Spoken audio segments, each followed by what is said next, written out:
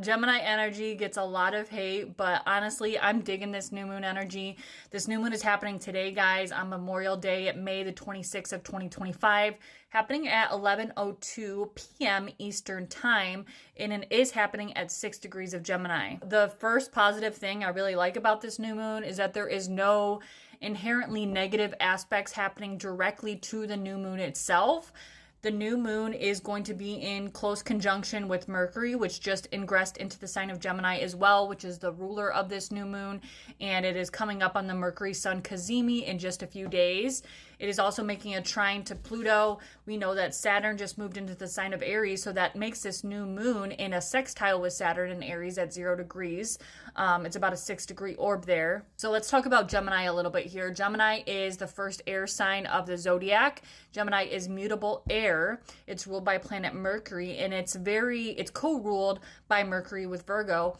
It's very cerebral, it's very logical, it's very detail-oriented, very communication-oriented, very social, witty, funny. It's kind of like the jack of all trades. And Gemini, really at the core of Gemini energy, it's all about our experience. So things are really starting to ramp up. You know, when we get to Gemini energy, at least from Taurus season to Gemini season is when things really start to speed up and things start moving a lot faster. We also have a lot of fire and air energy, so lots of masculine energy in the skies currently, so that kind of speeds up things even more so. This is a new moon that is really about speaking things into existence. So conversations or ideas, downloads, important information can be made aware to us, whether that's, physically speaking something to existence or information coming to us through the form of communication or social gatherings.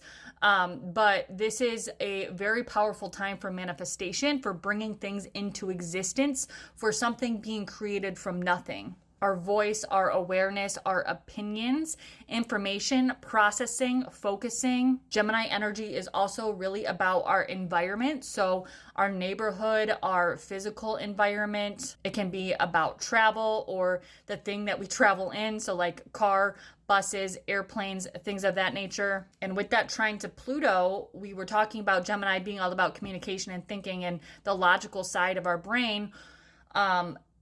With the trine to Pluto, it really emphasizes on deep communication. So it's not really surface level, which a lot of people do attribute to Gemini energy in general, but that layer of complexity and depth is added with the trine to Pluto. We also have other things going on in the sky that add more depth. I also want to remind you guys that Jupiter has been in Gemini for almost a year now. So that adds a layer of luck to Gemini energy in general for the entirety of the year until Jupiter moves into Cancer. Venus is coming up on a conjunction with Chiron in the sign of Aries. We also have Saturn, which just moved into the sign of Aries.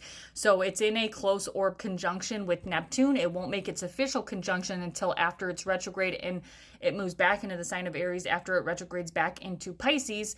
But that Saturn conjunct to Neptune is a huge transit, which we are going to dive further into in further videos. It's almost as if our ideas can feel on the surface level seemingly restricted, or like we haven't had any luck with putting things into motion or any luck with our ideas, or maybe our friendships, our environment, things that we're trying to execute we haven't seen any results from those things thus far. But this is an opportunity to manifest and plant the seeds to be able to manifest ultimately what we want and the opportunities that we want and need going and moving into the rest of 2025. We almost have to dare to dream and really being fueled by our faith. That's kind of an element of Saturn conjunct to Neptune.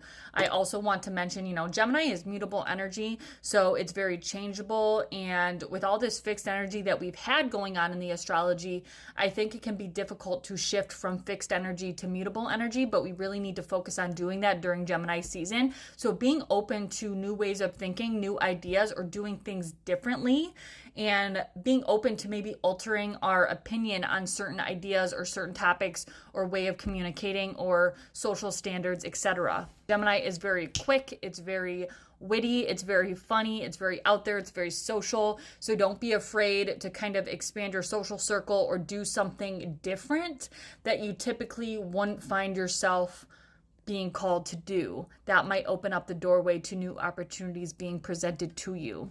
There's also support with that sextile to Saturn from the new moon, because Saturn is really about our long-term commitment to things, discipline, and it's the long-term results that we get to reap the rewards from. So there's a component here of, little doorways opening for us. It's almost like the spark that we talk about with Saturn and Aries, but that being able to fuel us long term and for it to turn into something that's more tangible and rewarding, down the road. Typically, when we're talking about new moons, the harvest part of the lunation cycle will be at the full moon in Gemini, which this year will happen on December 4th of 2025. So that is when we can typically reap the rewards, or will be the height of this lunation. So that could be something that we're aiming towards in December or early December of 2025 going into 2026. Honestly, I really like this new moon. I'm a fan of new moons. I like planting seeds, intentions before the new moon at 11:02 p.m. Eastern. I always recommend on the dark moon, which comes just before the new moon, to cleanse, clear your energy, clear your home, sage, palo santo, incense, sound baths. Anything like that can help to clear out old energy to welcome in the new Gemini fast-moving energy. So happy new moon in Gemini, y'all. Happy Memorial Day if you're here in the United States.